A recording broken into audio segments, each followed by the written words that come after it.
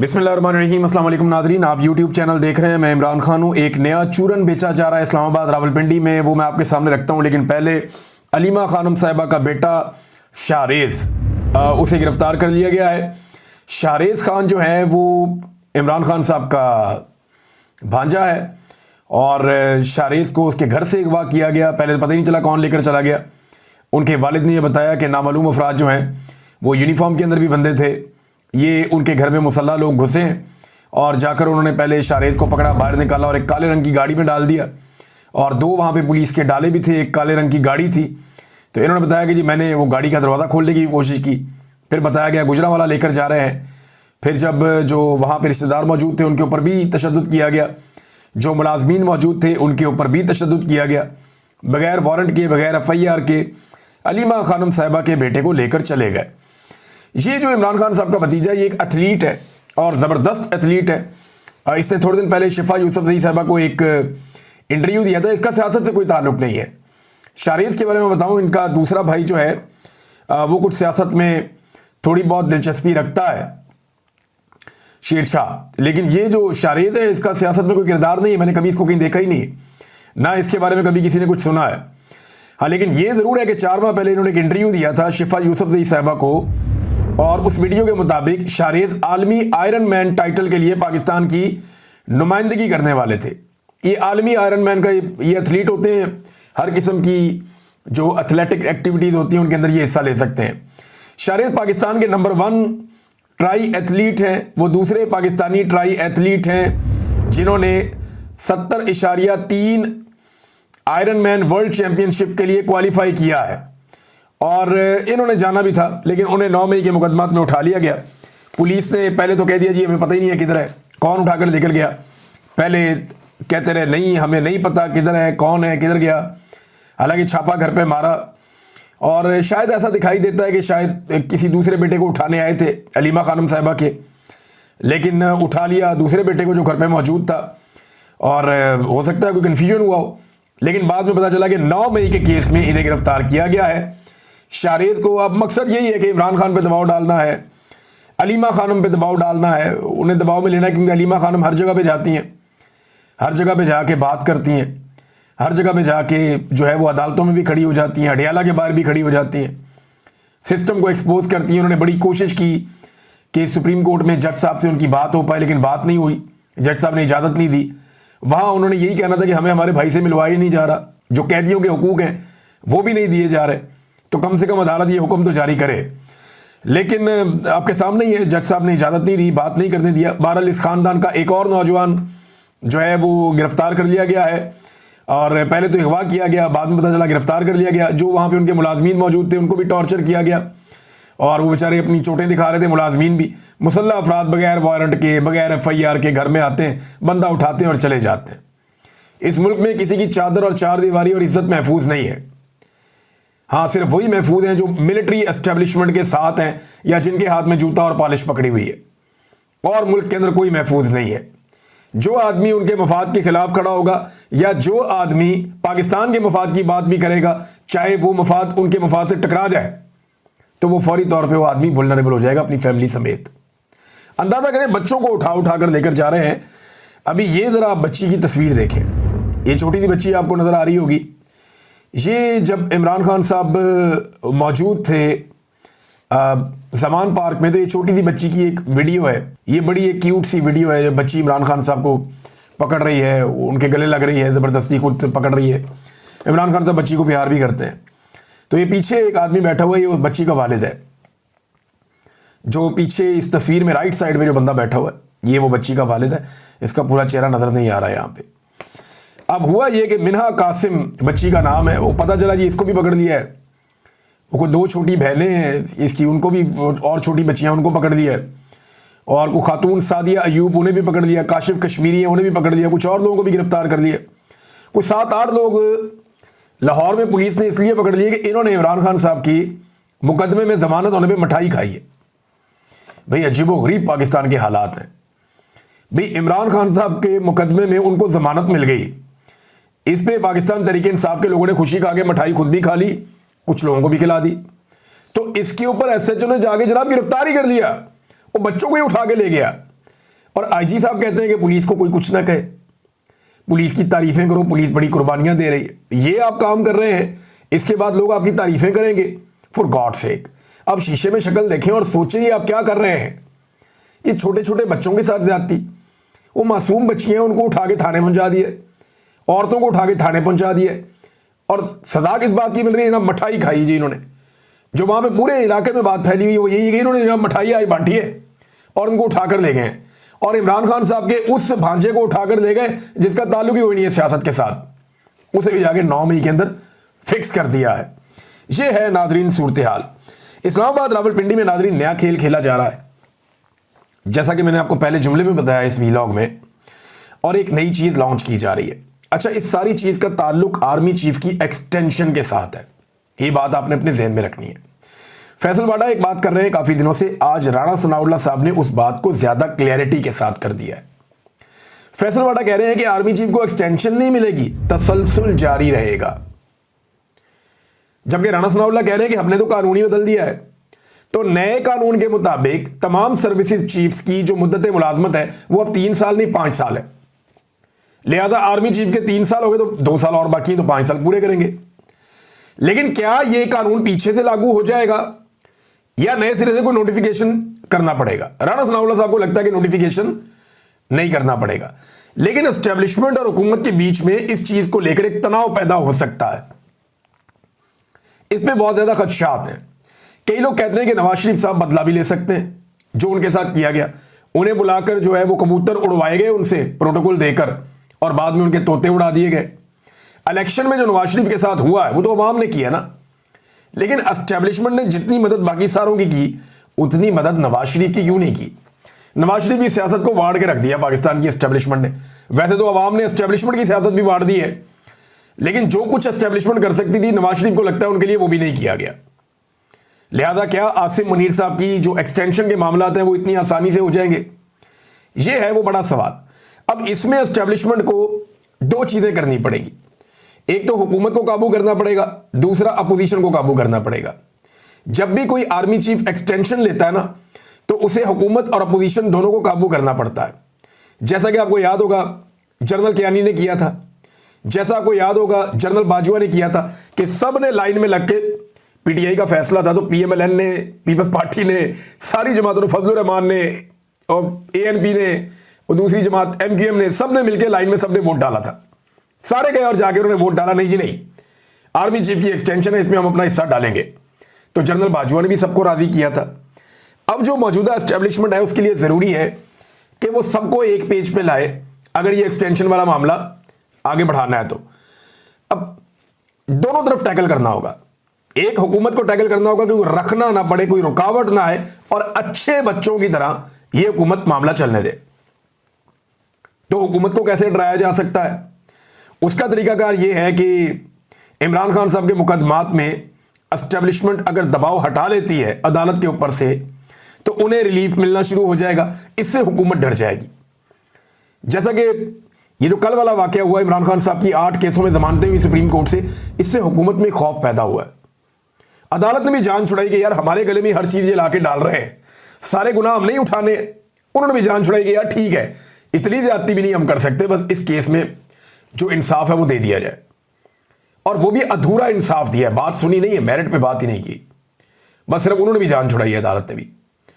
तो इमरान खान साहब का पीछे रह गया एक मुकदमा।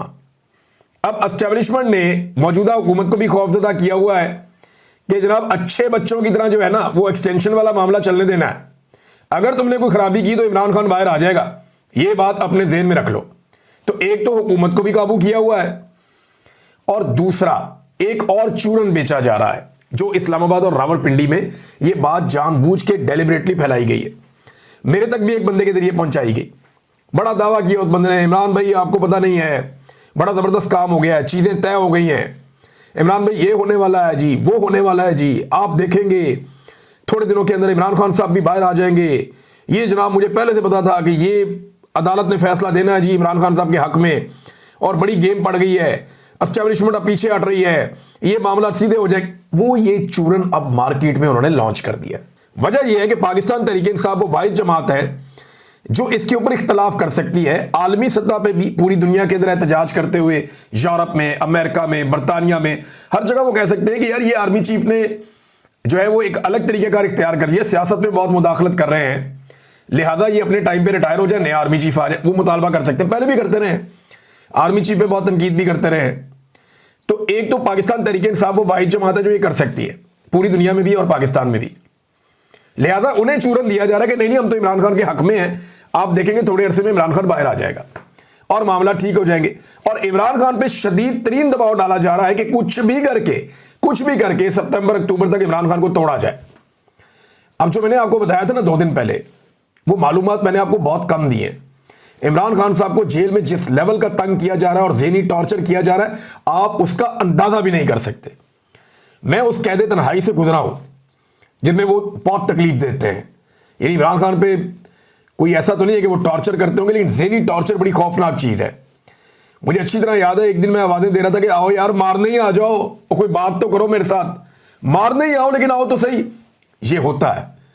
तो इमरान खान साहब को उस लेवल का अब ज़हनी टॉर्चर दिया जा रहा है। मैं उसे इमेजिन कर सकता हूं कि वो कितनी तकलीफदेह चीज़ है जो उनके साथ की जा रही है इमरान खान के साथ, सिर्फ तोड़ने के लिए कि कुछ भी करके पाकिस्तान तहरीक इंसाफ को इस बात पे कायल करें कि ठीक है ये एक्सटेंशन वाले मामला तो आप चलने दें, आपके लिए भी हालात बेहतर हो जाएंगे। तो ये सिर्फ ट्रक की एक बत्ती है। याद रखिएगा कि आसिम मुनीर साहब की जो अलाइनमेंट है ना, वो पीडीएम की जमातों के साथ ही रहेगी, वो कभी भी किसी और तरफ नहीं जानी। वो नेचुरल है ना, वो उसी तरफ रहनी है, वो दूसरी तरफ जा नहीं सकती। और अगर पाकिस्तान तहरीक इंसाफ ने कोई डील करनी होती तो वो पहले कर लेते, डील ना करके तो वो यहां तक पहुंच गए अभी तक इमरान खान साहब। और अगर वो डील करेंगे तो उसके नताइज का उनको अंदाजा भी है कि फिर वो बिल्कुल आसिफ अली जरदारी और नवाज शरीफ वाली कैटेगरी में अगर ना भी गए तो उसके आसपास कहीं खड़े हो जाएंगे, और बाकी सारे भी ये कहेंगे जनाब जैसे हमने किया वो इमरान खान साहब ने किया, तो हम में और इमरान खान में फ़र्क कोई नहीं है, तो हम बेहतर है जनाब हमें आप लें। फिर ये नारा चलेगा पाकिस्तान के अंदर। बहरहाल ये एक नया चूना बेचा जा रहा है और लगातार बेचा जा रहा है, लेकिन मेरे अंदाजे में ये सिर्फ और सिर्फ एस्टेब्लिशमेंट की एक ऐसी कार्रवाई है जिसमें वो हुकूमत को और अपोजिशन को दोनों को कंट्रोल में रख के अपना नवंबर तक का टाइम निकालना चाहती है। मुझे लगता है कि इससे आगे और कुछ नहीं है। अब नाज़रीन आ जाए सोहेल बड़ाइच साहब वाले मामले में। देखिए सोहेल बड़ाइच साहब ने जो कॉलम लिखा है ना, उस कॉलम को आईएसपीआर, डीजी आईएसपीआर ने झूठ पर मबनी करार दिया। उन्होंने कहा जी मन घड़त है और अपने ज़ाती फ़ायदे के लिए सोहेल बड़ाइच ने यह किया है। तो मैं आपको एक चीज़ क्लियर करूं कि ये ज़्यादती है। तमाम सहाफ़ियों को इस मामले में सोहेल बड़ाइच के साथ इसलिए खड़े होना चाहिए कि आप पहले अपनी ख्वाहिशात का इजहार करें एक सहाफ़ी के सामने, और जब वो चीज़ें रिपोर्ट कर दें तो आप उसी को गालियाँ दें और उसी को बुरा भला कहें।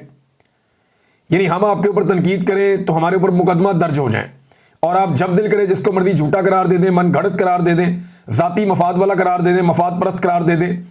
तो ये सोहेल बड़ाइच के साथ ज़्यादती है। देखिए ना, सोहेल बड़ाइच साहब के 2 मामलात हैं।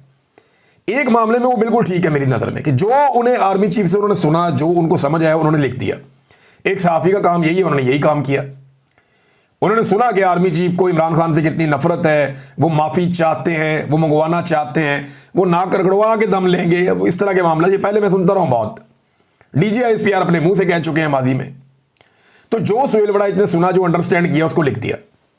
यहां तक तो उनकी कोई गलती नहीं है, लेकिन उन्होंने आर्मी चीफ की ख्वाहिश की तकमील के लिए बाद में जो कॉलम लिखे कि नहीं इमरान खान को माफ़ी मांगनी चाहिए, ज़रूर माफ़ी मांगनी चाहिए, मकबूलियत कुछ नहीं होती, कबूलियत असल चीज़ होती है। ये सारी चीज़ें जो है ना, उमर दराज गोंदल साहब ने बड़ी मज़े की बात की। उन्होंने कहा जी सोहेल बड़ाइच साहब से पूछा जाए कि आज के दिन वो मकबूलियत के साथ है या कबूलियत के साथ है जो उनके साथ एस्टेब्लिशमेंट ने कर छोड़ी है। तो मामला यह है कि एस्टेब्लिशमेंट ने जो चाहा, जो किया, उसको रिपोर्ट करना बुरी बात नहीं है, लेकिन उसके लिए रास्ता हमवार करना यह नामुनासिब था। जो सोहेल बड़ाइच साहब शाह से ज्यादा शाह की वफादारी कर रहे थे, लेकिन बतौर सहाफ़ी उनके बारे में DGISPR ने जो अल्फाज इस्तेमाल किए, DGISPR को मादरत करनी चाहिए और अपने अल्फाज वापस लेने चाहिए। यह बात भी ठीक है। अब सोहेल बड़ाइच साहब ने जो कॉलम लिखा उसमें इमरान खान के बारे में तो कुछ अच्छा नहीं था, लेकिन उन्होंने army chief field marshal Asim Munir की बहुत तारीफें की थी। अगर ये सारी कहानी मन घड़त है तो फिर तो वो सारी तारीफें भी झूठी हुई ना। फिर आप ये भी लिखेंगे सिर्फ ये वाला ऐसा झूठ नहीं है, बल्कि वो सारा जो तारीफों का एक पुलंदा लिखा सोहेल बड़ाइच ने, वो सारा का सारा झूठ है। फिर आपको ये भी लिखना चाहिए और आपको ये भी आवाम को बताना चाहिए। अब एक और बड़ा इंटरेस्टिंग काम हो गया नाज़रीन, सरदार ज़हूर इकबाल साहब हैं, ये चेयरमैन बिजनेस फोरम यूरोप हैं, और इन्होंने 2 स्टेटमेंट दिए हैं, दोनों अलग अलग लग रहे हैं मुझे। और ये वहाँ पे जो तकरीब हुई थी ब्रसल्स में, ये उसके मेज़बान थे मुबैना तौर पे। उन्होंने पहले एक इंटरव्यू देते हुए तस्दीक की कि जो लिखा सोहेल वड़ाइच ने वो हमारे सामने हुआ है, फील्ड मार्शल की दिल की कही कई बातें भी मजीद सामने आएंगी, ये उन्होंने पहले कहा। यानी वो एक टीवी चैनल को इंटरव्यू दे रहे थे, अबसार आलम को।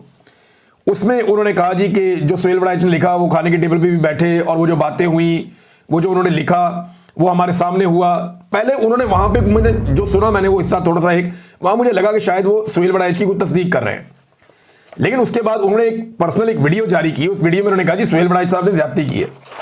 वीडियो में वो कहते हैं कि 2 घंटे की स्पीच थी, इस बातचीत को बेस बनाकर कॉलम लिखे गए, नाइंसाफ़ी है, हकीकत को सही तरीके से बयान ना करना गलत है।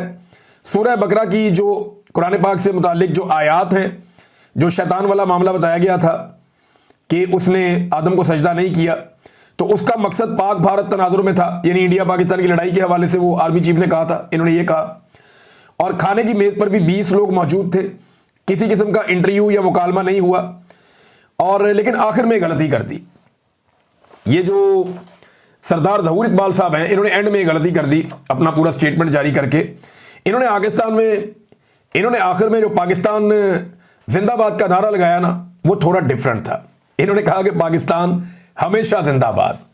भाई जिंदाबाद का मतलब ही ये होता है कि हमेशा जिंदाबाद, जिंदाबाद का मतलब ही हमेशा होता है।